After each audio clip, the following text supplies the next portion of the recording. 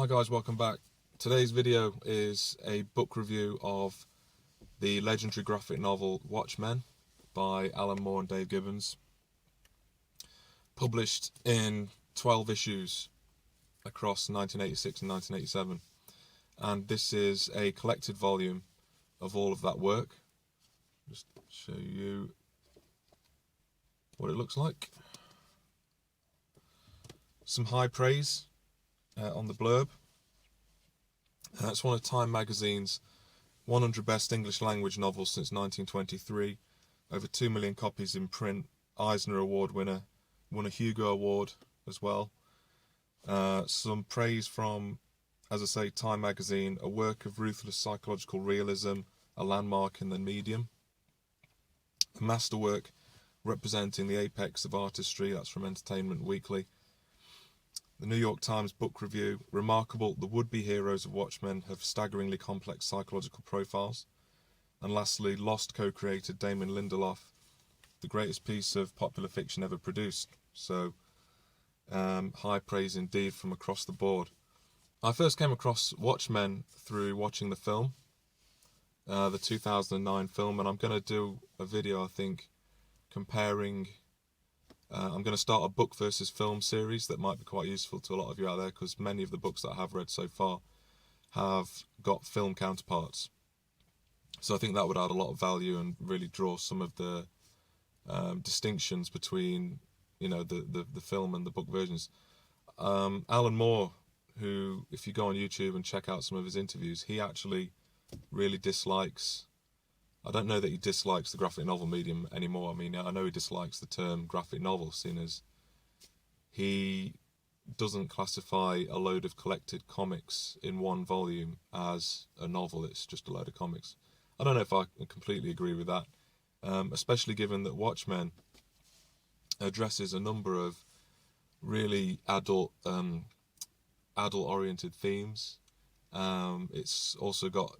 It studies power in a lot of depth, and a lot of the characters have very deep backgrounds. So, as I say, you've got the 12 issues that each cover distinctly different aspects of the story, but then you've also got other materials that sit between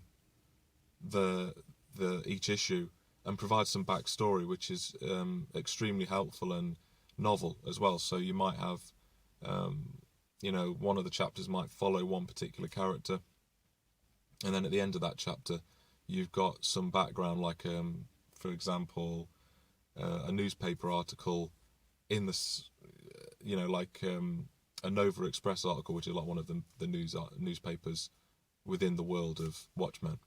So it follows a group of superheroes, and they're not superheroes in the conventional sense.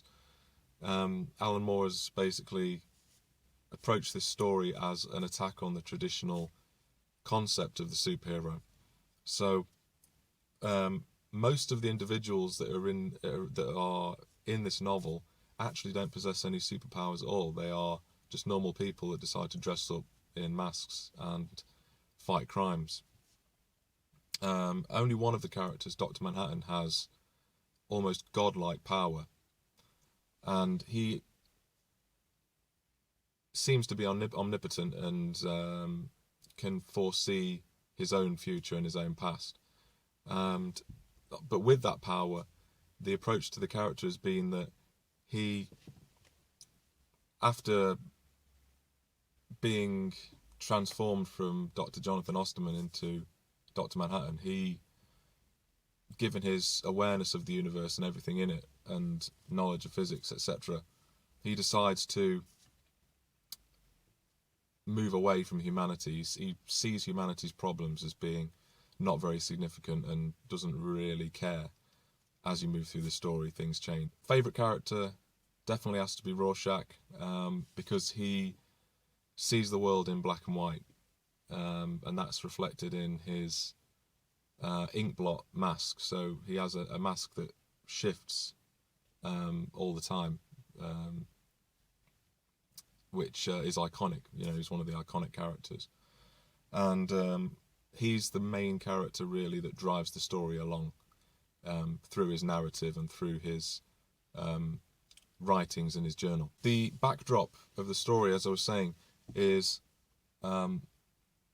superheroes originally arise in the 40s and 50s, like an original group that dressed up and basically put a stop to crime. And then obviously with the arrival of Dr. Manhattan in the 60s, America was able to win the Vietnam War, and also by the time that the story is set in 1985, the Nixon is still president, and there's Cold War tensions between the US and Russia, and the very real threat of nuclear annihilation is present, and that's reflected in the smiley face that always appears throughout the novel.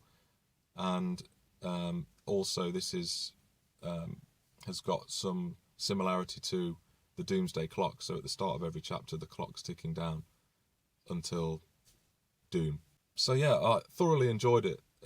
It's a lot deeper than many of the comics I've read so far. It really makes you think, and there's nothing really quite like it. I think the praise it's received is warranted, and I really enjoyed the darkness of it. It's a very dark book, but also the art style is very expressive in its own way. I also felt that each of the characters had their own rich history, and despite them being brand new characters, and Alan Moore and Dave Gibbons had to create whole new characters for this book. They've got a lot of depth, and they also attack the traditional values of what a superhero would be. So I think Moore's gone on record as saying that, if you had a guy whose parents were killed, like Bruce Wayne's parents, and he was traumatized, we would still regard someone that goes into a bat cave and dresses up as a bat and walks the streets beating people up and whatever, we would regard them as a nutcase. And he tries to point that out in this book, and it's the way you might have one particular issue alternating whereby each character's backstory gets relayed to you, why they decided to do what they do and go out fighting crime, why they chose their particular identities. So in that respect, it's superb. So anyone with an interest in graphic novels, but also likes to think about world issues like a study of power, as in, can people think for themselves? Does humanity need saving? If superheroes are going to protect us, who protects the superheroes? Themes of that nature, then I strongly suggest you pick this up. I mean, its reputation really does go before it, as with anything from Alan Moore, really. So I certainly would advise you to go and pick this up and read it through at least once. And I think anyone with even the remotest interest in comics should think about reading this book. So for more detail, you can check out my written review on Goodreads, as always, or my blog. And yeah, hopefully see you next time in the next video. Thanks for watching, and I'll see you later.